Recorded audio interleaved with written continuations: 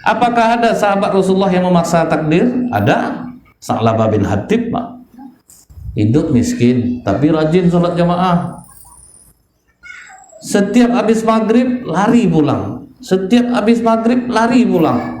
Kata Rasulullah, kau kenapa habis maghrib itu langsung pulang, tak zikir dulu, tak doa dulu?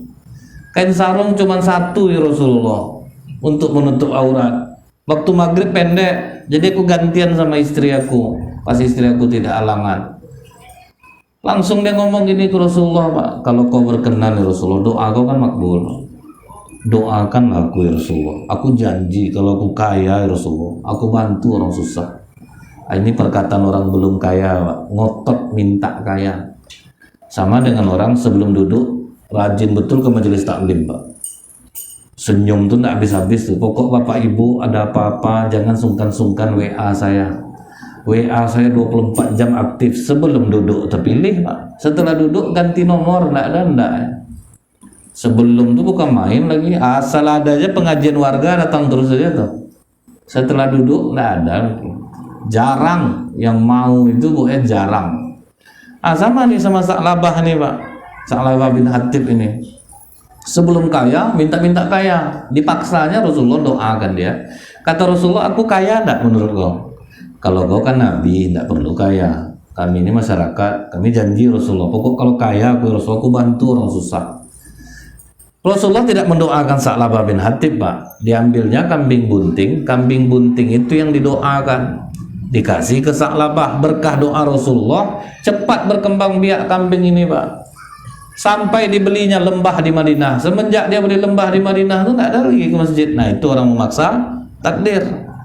Belum pantas kaya tapi ngotot minta kaya. Makanya saya sering mendengar orang, Bu, ya, kalau ngeluh, sholat jamaah saya udah Ustaz, zikir, tahajud malam, kok Allah nak ngabulkan juga doa saya. Waduh, jangan dipaksa takdir itu. Kalau memang belum pantas kita, penting kita usahakan maksimal aja, kita udah dapat pahala. Masalah hasil itu urusan Allah. Tenanglah jiwa kita tuh. Nah, jadi, Bu, ya, begitu Sa'labah kaya, dah turun ayat khudz min amwalihim shadaqatan tutahhiruhum wa yuzakkihim. Ambillah zakat dari sebagian harta milik mereka. Diutus 2 orang Bani Sulaim, Pak. Apa kata Sa'labah waktu diminta itu? Kalian kira murah merintisnya? Kalian datang minta-minta gini aja. Itulah, Pak. Orang maksa takdir. Kaya enggak siap, sombong jadinya, Pak. Apa enggak banyak zaman sekarang seperti itu, Bu? Untuk naik jabatan terpaksa dipaksa untuk naik, dikasihlah 200 juta untuk duduk di situ. Saya pernah melarang ibu-ibu, enggak usah dipaksa takdir, Bu. Mungkin saat ini bagusnya bapak nih seperti ini. Oh, enggak bisa gitu Ustaz, selagi ada kesempatan. Kebetulan kawan suami saya yang duduk sekarang di sana, jadi dia minta 200 juta duduk dia di situ. Oke, silakan. Nah, dibayar 200 juta, duduklah suaminya di jabatan itu, Bu. Lama-lama duit sudah mulai banyak, tapi tidak siap untuk kaya. Akhirnya apa? Mulai istri curiga, masa dalam seminggu itu cuma 3 hari ke rumah, apa betul tugas abang nih? Mulai berkelahi di rumah, saling curiga. Handphone udah mulai dikunci-kunci. Kadang nama cewek itu digantinya jadi Kapolres, Pak, supaya istrinya tidak mau ngangkat. Jadi setiap ngangkat istri nengok, Kapolres kawan abang nih. Cuman lama-lama kan curiga juga, Pak. Kok sering betul Kapolres nelfonnya, diangkat rupanya cewek. Oh, ini yang Kapolres selamanya rupanya. Direndam handphone suaminya di kopi, Pak. Pas suaminya keluar tanya istri, mana kopi abang? Mana HP abang? Tuhan sedang minum kopi sama Kapolres. Baru terkejut suaminya, ketahuan rupanya, Bu. Dah menangis-nangis, ibu tuh sering berobat jantung sekarang. Nah, betul kata saya kan, Bu. Ibu maksa takdir, duit ibu banyak tapi kebahagiaan ibu tidak ada. Berantem, Pak, sampai di Labersa tuh, Bu, berkelahi di jalan sama perempuan tuh, diintai tiap hari kemana. Kan risau jadinya, Pak. Dia tidak sanggup untuk kaya. Jadi jalani aja hidupnya seperti air mengalir, berusaha semaksimal mungkin, dan kita berdoa kepada Allah. Berusaha kita mewujudkannya dengan niat karena Allah, jangan dipaksa. Kalau dipaksa ini akibatnya, Pak, kita tidak siap, akhirnya hancur jadinya. Nah, makanya banyak orang putus asa, rajin sholat percuma katanya, karena tidak akan juga mendatangkan apa-apa kepada dirinya. Coba rubah niat kita.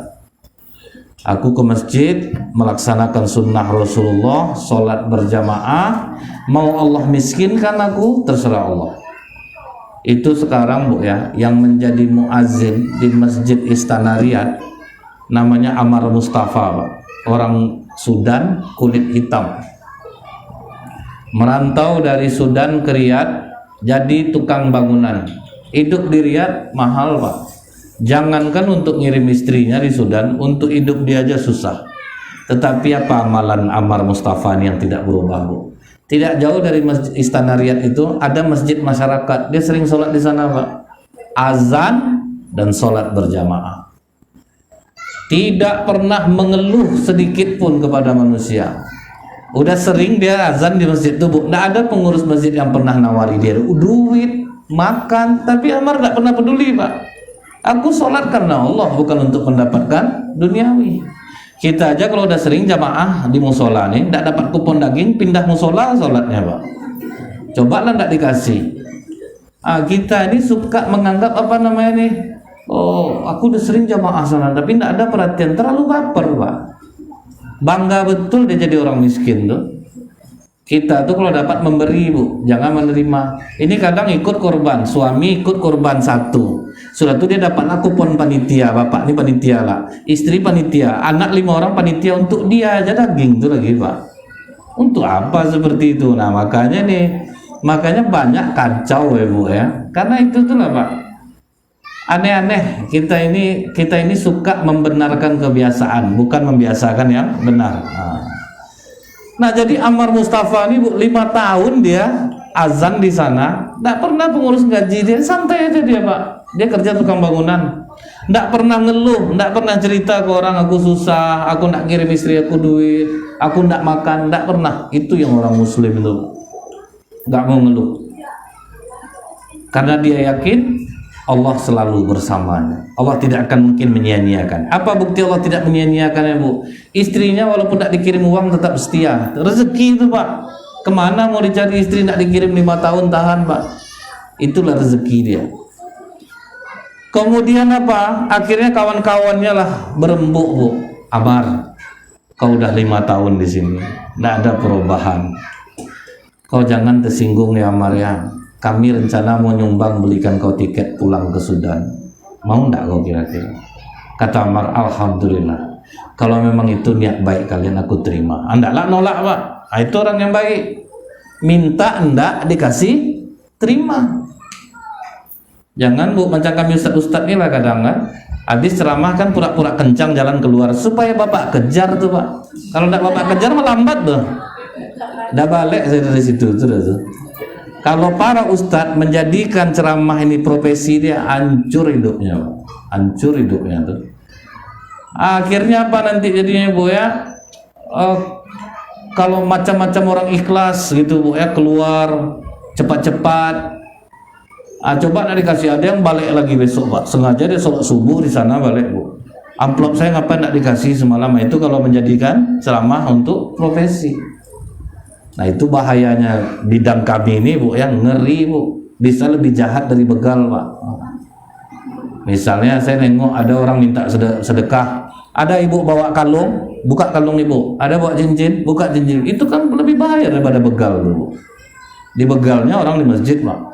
Kadang pengurus masjid seringlah membegal tuh, nama acaranya hati ke hati. Ibu berapa Bu? Akhir tersebut langkah yang ndak-ndak karena depan orang Pak. Besoknya berbuka pakai kerupuk ganepo jadinya Pak. Datang tetangga ini kan suka iseng, Bu kok beli kerupuk Bu, habis duit sedekah kemarin ke masjid, akan teraniaya hidup jadinya. Kena begal bahasa cara hati-hati. Nah jadi ini si Amar Mustafa ini dia miskin, minta tidak dikasih, nerima. Diterimanya lah kebaikan sahabat-sahabat dia nih Pak. Satu hari sebelum dia berangkat, sholat dia di masjid tuh. Dan dikasih taunya pengurus, saya insya Allah habis sisa ini saya pulang. Pengurus biasa aja Pak, itu loh ujian dia. Pengurus biasa aja Bu. Azan lah, sholat jamaah lah, itu ujian dia. Habis sholat isya, pamitan, jalan kaki dia ke bandara. Yang ngantar pun tidak ada Pak, yang nawari pun tidak ada. Jalan aja dia Bu ke bandara. Tidak ada baper-baper Pak, tidak ada sakit-sakit hati, tidak ada merajuk-merajuk. Santai aja kayak dia. Sampai di bandara jam 4 subuh, kemudian dia nunggu subuh sholat di masjid bandara, habis itu dia tiduran sebentar, berangkat jam 10. Rupanya jam 8 terdengar pengumuman, Bu, Amar Mustafa tujuan Sudan, ditunggu di ruang informasi. Karena berulang-ulang, ini nama aku nih. Pergi dia ke ruang informasi, Pak. Rupa ada orang badan tegap-tegap 2 orang. Pangeran mau jumpa. Rupanya pangeran di Istana Riyadh mau jumpa dia. Apa skenario Allah, Bu? Pas jumpa ditanya oleh pangeran di Riyadh nih, kamu mau pulang ke Sudan, Amar? Iya Tuhan. Sudah berapa tahun di Riyadh? Sudah 5 tahun Tuhan. Berapa gaji yang paling besar diterima selama di Riyadh? Tidak tentu Tuhan, karena saya bantu kawan juga kerja. Gini Amar, sudah hampir 5 tahun ini aku mendengar suara kau azan di masjid itu. Subuh tadi aku tidak dengar lagi suaramu dari istana. Biasanya aku mendengar suaramu setiap subuh. Subuh tadi aku tidak dengar lagi suaramu. Risau hati aku rasanya, mana yang biasa azan nih. Akhirnya habis sholat subuh di masjid istana, aku pergi ke masjid tempat kau biasa azan. Aku tanya sama orang-orang di sana, mana yang biasa azan? Katanya kau udah berangkat dari malam tadi untuk keberangkatan jam 10 ke Sudan. Makanya aku buru kemari. Ternyata aku ketemu sama kau Amar. Jadi gini Amar, aku kasih kau duit 84.000 real. Itu waktu itu sekitar 200 juta. Kau pulang ke Sudan, 3 bulan kau di sana, nanti aku kirim tiket, bawa istri sama anak kau balik ke Riyadh, kau jadi muazin di masjid Istana Riyadh. Itulah cara Allah mengeluarkan dia dari kesulitan. Sabar aja lah, sabar aja, jangan sampai bengkok-bengkok kita. Berusaha bangkrut, bangkit lagi, yang sholat jangan ditinggalkan. Pokoknya usaha terus, bangkrut lagi, berusaha lagi sampai kita kuat jadinya. Jadi jangan nyerah aja dengan keadaan itu. Maka saya Pak pesankan kepada para mubalik, jangan sampai mubalik tidak punya usaha. Kalau enggak nanti kadang Bu ya, kami diundang keluar kota, yang undang itu belum tentu ada duitnya Pak. Kadang desa Bu ya, gimana kita mau matok Pak? Harus kita punya dana sendiri. Jadi orang enggak sanggup ngasih kita enggak ada jadi masalah Pak. Tapi kalau sempat enggak Bu ngarap dari sumbangan orang, saya pernah marah sama kiai, mencium tangan gubernur supaya proposal masuk Pak. Itu marah saya waktu itu. Saya kasih tahu kiai, untuk mengharapkan proposal masuk sampai begini ya. Waktu itu gubernur kita Bu ditariknya tangannya Pak, dia tidak mau. Sebetulnya gubernurnya orang lapangan juga Bu, tahu dia orang yang mau ngolah-ngolah itu sebetulnya. Cuman kadang orang-orang yang di agama inilah bahayanya, kejahatan ya Pak. Karena dia ditokohkan, jadi kalau dia berurusan itu lebih cepat, akhirnya itu dimanfaatkan dia untuk mengejar duniawi dia. Jadi kita ini sekarang ini sholatlah terus berjamaah di masjid kita ini.